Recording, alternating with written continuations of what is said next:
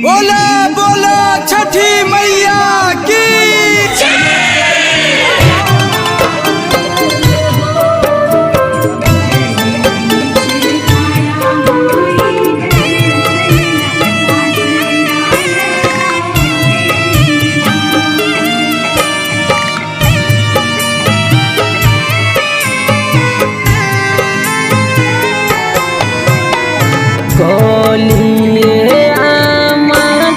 छठी के बरतिया की छठी मैया आई है।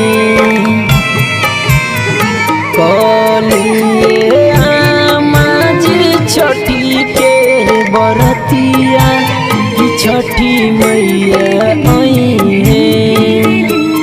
अपना घरे आजुरतिया की छठी मैया आई है।